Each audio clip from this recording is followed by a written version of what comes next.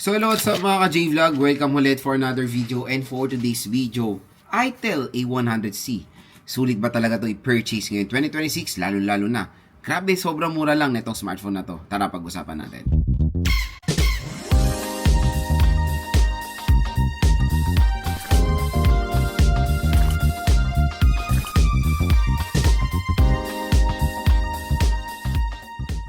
So yun mga ka-J-Vlog, for today's video, tatalakayin natin tong ITEL A100C. Kung sulit ba talaga siya i-purchase ngayon 2026. So itong smartphone na to ay recently lang lumabas sa Philippines with the price tag na very affordable lang po. So meron tayong 2GB64 na again, hindi ko na to nire-recommend, 3,300 pesos.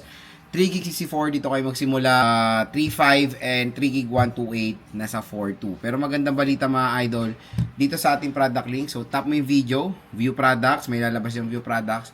Mura at bagsak presyo nyo lang mo ko itong ITEL A100C. Pwede nyo siya makuha around 3,000 pesos or below pa.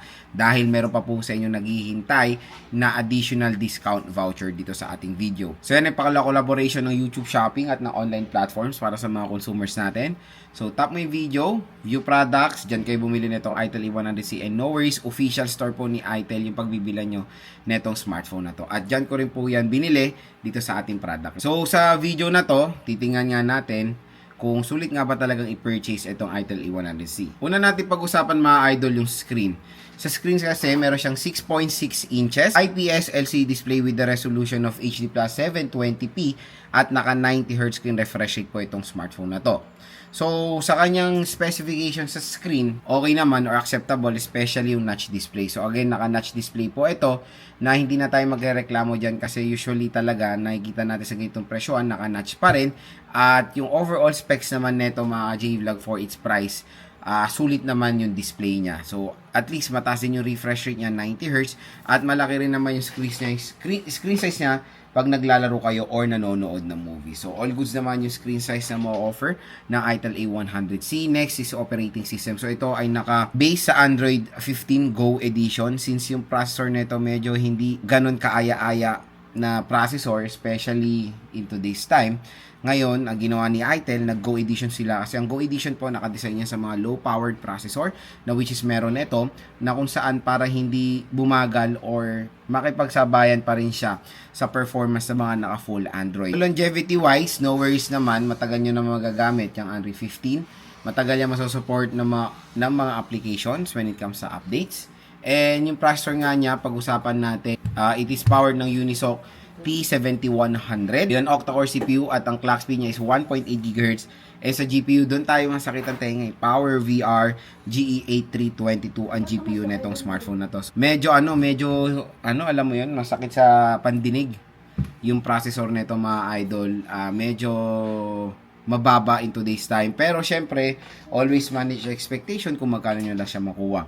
Again, hindi ko na to marirecommend direkta sa mga hardcore gamers naghahanap ng pampalit sa smartphone nila kasi ito, to be honest, naka-design to for a secondary smartphone, for business phone or a working phone. Doon ko lang siya marirecommend. Pag mga side games, ML, Honor of Kings, mga kaya niya naman, pero yung mga sobrang lupit na laro or mabibigat na laro, medyo mahihirapan to kasi basura po GPU nito, real talk yan.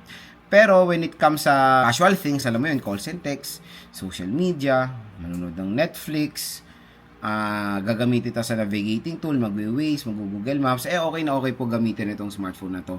Kumbaga, in short, pang harabas lang, marirecommend ko siya kasi again, yung chipset niya is low powered. Siguro ma-accept natin kasi nasa 3,000 range siya, pero marami rin kasi siyang competitors na yung processor ng iba is all goods or malakas for its price, lalo na yung Unisoc T7250 na meron ang Xiaomi Redmi A5 and Poco C71. Medyo magiging tough yung competition dito sa ITEL A100C. Depende na lang kung mas bababaan pa nila yung presyo nito. As you can see, when it comes sa design, very attractive yung design nito kasi mukha siyang OnePlus smartphone, di ba?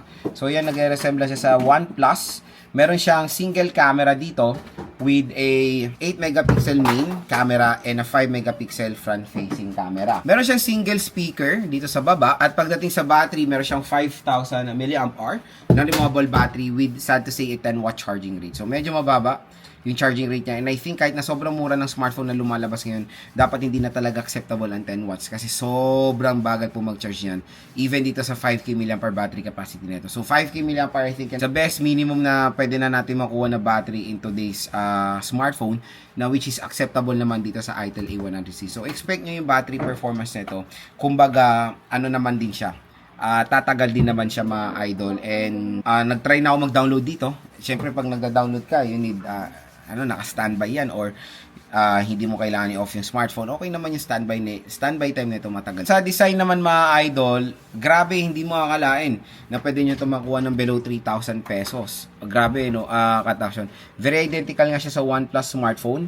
Napakaganda ng design nitong Itel A100C. Panigurado sa mga consumers na naghahanap ng smartphone na alam mo yun, ang main target nila or main purpose nila is design and aesthetic. Panigurado marami magkakagusto dito sa smartphone na to.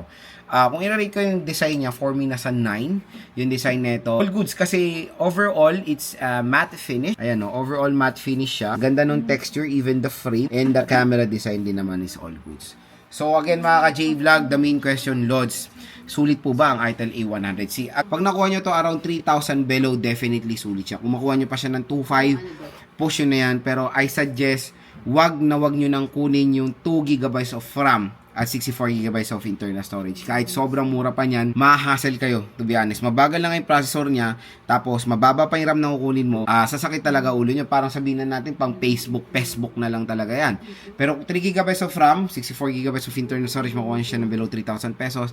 All goods pa yan, or acceptable pa yan in today's time mga J-Vlog. Again, yung RAM ay nagdedepende po kung magkano nyo nakuha yung smartphone. Kung 3,000 price par, pwede pa yan ha. Pero syempre, kung makuha nyo yung 3 GB of RAM ng 5K, 7K, dapat talaga sumakit ulo nyo doon.